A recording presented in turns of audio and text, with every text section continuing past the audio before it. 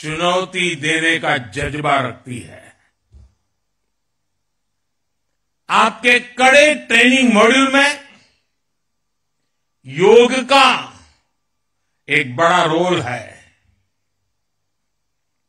इस मिशन में healthy mind और हेल्दी बॉडी और इन दोनों का तालमेल होना बहुत जरूरी है। आप ऐसे ही जुटे रहिए, डटे रहिए। देश का आशीर्वाद आपके साथ है। देश की शुभकामनाएं आपके साथ है।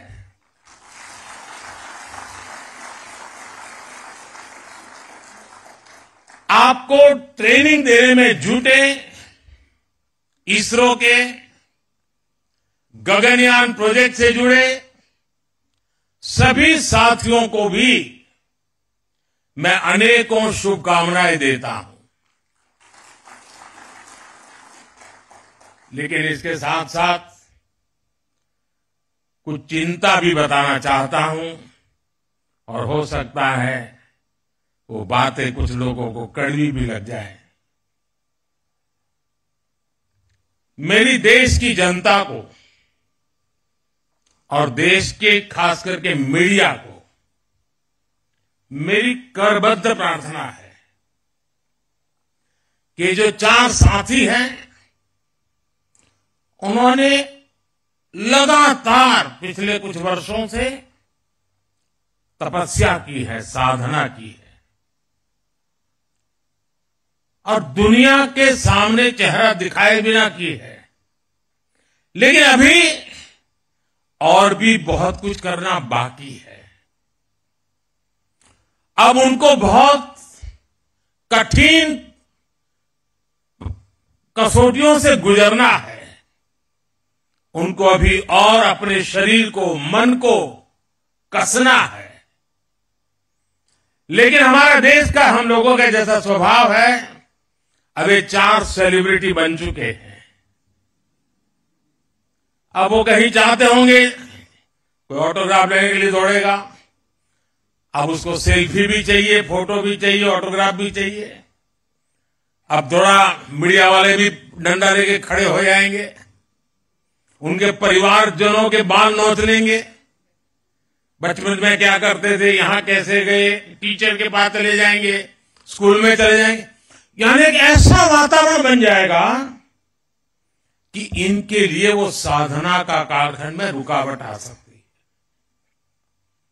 और इसलिए मेरी करबद्ध प्रार्थना है कि अब रियल स्टोरी शुरू हो रही है। हम जितना उनको सहयोग देंगे, उनके परिवार को सहयोग देंगे, ऐसी कुछ चीजों में न उलझ जाए, उनका ध्यान एक ही रहे, हाथ में तिरंगा है, अंतरिक्ष है, 140 करोड़ देशवासियों का सपना है, वही हम सबका संकल्प है। यही भाव रहे। इसलिए हम जितनी अनुकूलता करेंगे, मैं समझता हूं देश का सहयोग बहुत जरूरी है, मेरे मीडिया के साथियों का बहुत जरूरी है। अब तक एक नाम बाहर नहीं गए तो हमारा काम ठीक से चलता रहा। लेकिन अब थोड़ी कठिनाई उनके लिए भी बढ़ जाएगी और हो सकता है उनको भी कभी मन कर जाए, चलो यार एक सेल्फी ले लेते तो क्या जाता है। लेकिन सब चीजों से हमें बच के रहना होगा। साथियों, यहां इस कार्यक्रम से पहले मुझे गगनयान के बारे में भी विस्तार से जानकारियां दी गई, अलग अलग इक्विपमेंट के विषय में जानकारी दी गई, उनके ऑपरेशंस के विषय में बताया गया।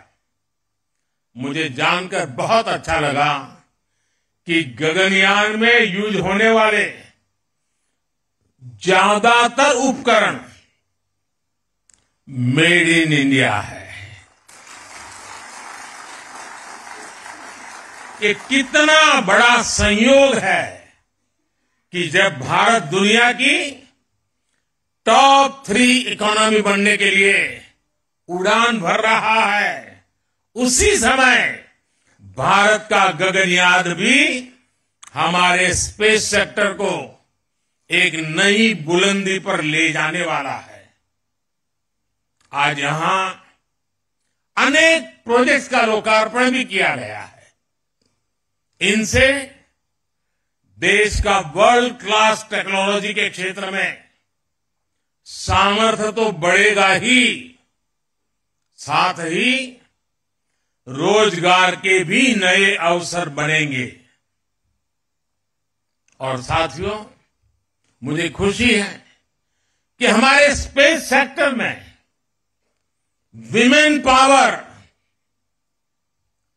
इस विमेन पावर को बहुत महत्व दिया जा रहा है। चंद्रयान हो या गगनयान, महिला वैज्ञानिकों के बिना ऐसे किसी भी मिशन की कल्पना भी नहीं की जा सकती। आज 500 से अधिक महिलाएं इसरो में लीडरशिप पोजीशन पर हैं। मैं यहां मौजूद सभी महिला वैज्ञानिकों, टेक्नीशियंस, इंजीनियर्स की हृदय से सराहना करता हूं। लेकिन इसके कारण पुरुष वर्ग नाराज न हो जाए, उनको तो मिलता ही रहता है अभिनंदन। साथियों, भारत के स्पेस सेक्टर का एक बहुत बड़ा योगदान है जिसकी उतनी चर्चा नहीं हो पाती।